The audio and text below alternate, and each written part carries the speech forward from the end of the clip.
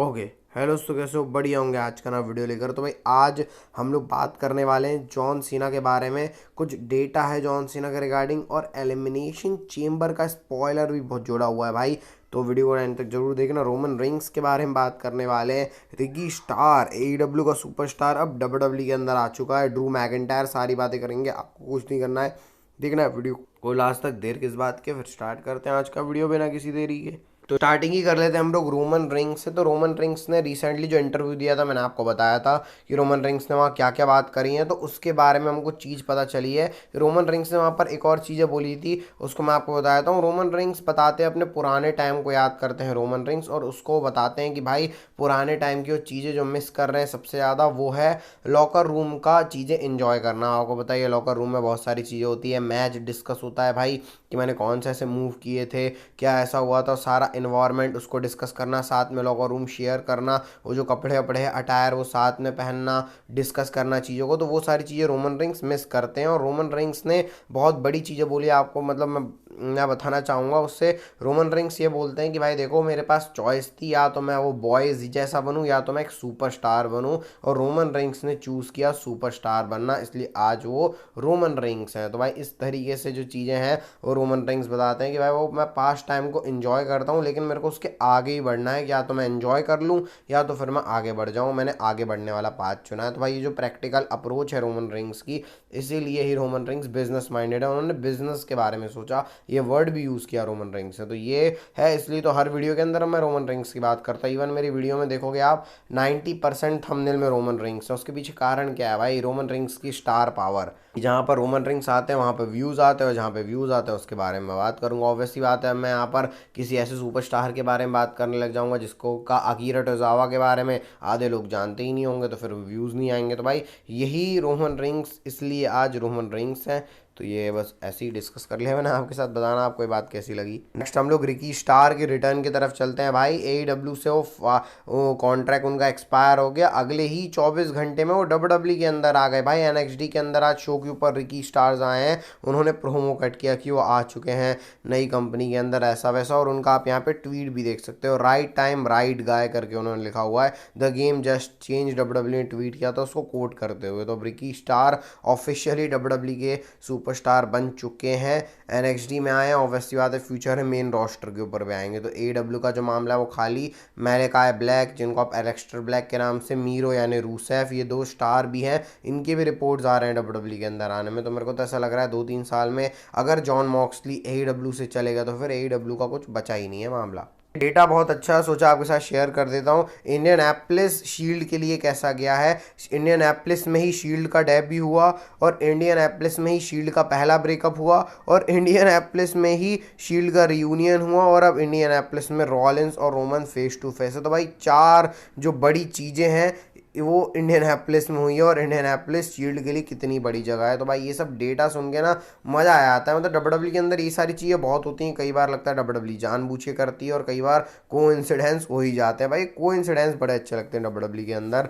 Next Jey Uso और Gunther के बारे में बात करते हैं। यहाँ पे रेसलमेनिया का ऑफिशियल कार्ड देख सकते हो, 2 वो बने हुए हैं कार्ड्स, एक जे ऊसो का एक गुंथर का। इस मैच के रिगार्डिंग ना पहले तो ये बात पता चली कि डब्ल्यूडब्ल्यू का बहुत पहले से प्लान था मैच करवाने का। लोग और लग रहा था सैटरडे नाइट मेन इवेंट में मैच हो गया तो अभी मैच नहीं होगा, लेकिन डब्ल्यूडब्ल्यू का बहुत पहले से प्लान था इस मैच को कराने का। तो डब्ल्यूडब्ल्यू ने उसको करवाया, और ये अलग ही स्टाइल है भाई, पता नहीं ट्रिपल एच का। ये जो सैटरडे नाइट मेन इवेंट वाला मैच अब रेसलमेनिया में होने वाला है, लोग बोल रहे हैं रेसलमेनिया वर्दी मैच नहीं है। मैं अपनी ओपिनियन दूं तो भाई सही में ये मैच के लिए मैं कुछ ज़्यादा भी एक्साइटेड भी नहीं हूँ, और रेसलमेनिया वर्दी मैच भी नहीं है। लेकिन अभी रोड टू रेसलमेनिया बिल्ड हो रहा है, तो देखते हैं किस तरीके से। बाकी ट्रिपल एच ने तो रिएक्ट किया है कि भाई ये सब चीज़ों को सॉल्व करने के लिए एक ही प्लेस है, वो है रेसलमेनिया। भाई मस्त हाइप कर दिया है ट्रिपल एच ने मैच को। तो अभी देखते हैं इनकी स्टोरी कैसी चलती है। भाई मैं स्टोरी के ऊपर फोकस, मैं बोला मैंने आपको 80% स्टोरी पे फोकस, 20% रेसलिंग पे फोकस रहता है। जरा भाई साहब विंस मैकमैन के बारे में बात कर लेते हैं। तो विंस मैकमैन और शेन मैकमैन की यहाँ पे फोटो देख सकते हो। ये सुपर बॉल उनका कोई इवेंट चल रहा है यूएसए वालों का, वहाँ से ये फोटो आई है। विंस और शेन एक ही जगह पे अभी एक साथ हैं, अलग अलग फोटो तो अलग अलग आई है, लेकिन अब ये कंफर्म नहीं है कि ये साथ में आए या फिर ये अलग अलग है, क्योंकि इनका रिलेशन का कुछ पक्का नहीं भाई। मैकमैन फैमिली के रिलेशन समझ में आते नहीं है कैसे क्या चल रहे हैं, कभी एक दूसरे से रूठ जाते हैं, कभी कुछ हो जाता है, पता नहीं भाई देखो। लेकिन विंस बहुत टाइम बाद दिखे, सोचा आपको दिखा देता हूँ।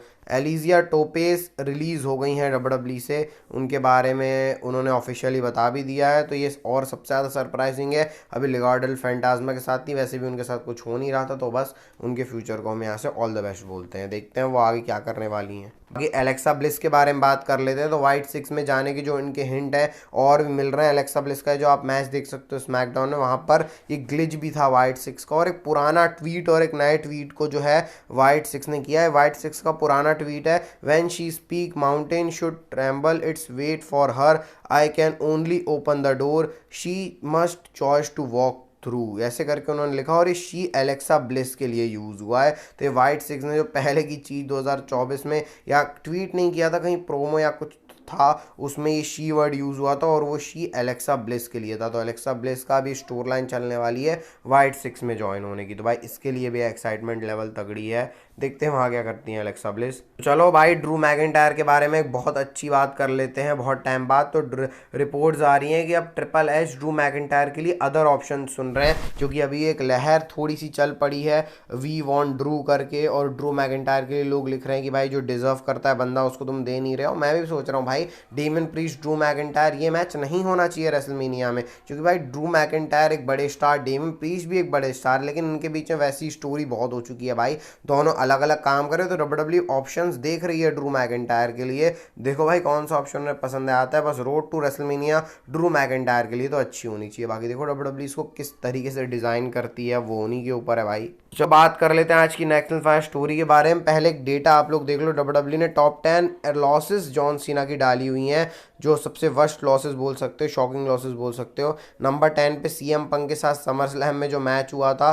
नंबर 9 पे मिज ने एलिमिनेट किया था जॉन सीना को रॉयल रंबल से। नंबर 8 में समर स्लैम वाला match Batista. Number 7 Bray Wyatt का 2014 में एक्सट्रीम रूल्स वाला मैच। नंबर 6 पे ट्रिपल एच के साथ रॉ में हारे थे जॉन सीना। नंबर 5 ये मेरी ताज़ी मेमोरी है, सोलो सिकोआ के साथ जो मैच हुआ था क्राउन जूल में। नंबर 3 में जे ऊसो, नंबर 4 सॉरी, जिसमें जे ऊसो एलिमिनेट कर रहे हैं जॉन सीना को। 3 Roman rings versus John Cena summer slam 2021। Number 2 वेड बैरेट वर्सेस जॉन सीना जो हेल इन अ सेल में हुआ था। और रॉक वर्सेस जॉन सीना जहाँ से वो आइकॉनिक पोज आया था। तो भाई ये टॉप 10 है, पॉज करके देख सकते हो। अब जरा फाइनल बात करते हैं जॉन सीना के बारे में कि जॉन सीना का क्या सीन है। तो एलिमिनेशन चेंबर का जो विनर है उसको डब्ल्यूडब्ल्यूई ने बहुत पहले ही कंफर्म कर लिया ना, अक्टूबर नवंबर के महीने में भी उन्होंने एलिमिनेशन चेंबर का विनर कंफर्म कर लिया है मेंस वाला, वो है जॉन सीना। जॉन सीना इस बारी का मेंस एलिमिनेशन चेंबर मैच जीतने वाले हैं, अगर डब्ल्यूडब्ल्यूई की जो पुरानी प्लानिंग्स हैं उस हिसाब से, अगर डब्ल्यूडब्ल्यूई ने चीज़ों को किया है, क्योंकि बहुत पुराने से जॉन सीना को प्लान कर रहे हैं। तो जॉन सीना के लिए के फैंस के लिए भी अच्छी खबर है कि आपको जॉन सीना विनर दिखेंगे। और अब John Cena versus Cody Rhodes ही डायरेक्शन लग रही है डब्ल्यूडब्ल्यूई की। आप बताना आपको वीडियो कैसी लगी भाई, अच्छी लगी तो लाइक सब्सक्राइब कर देना। बस मिलते हैं आपको नेक्स्ट वीडियो में। हेल्थ के साथ रखना, health is wealth, bye bye, take care.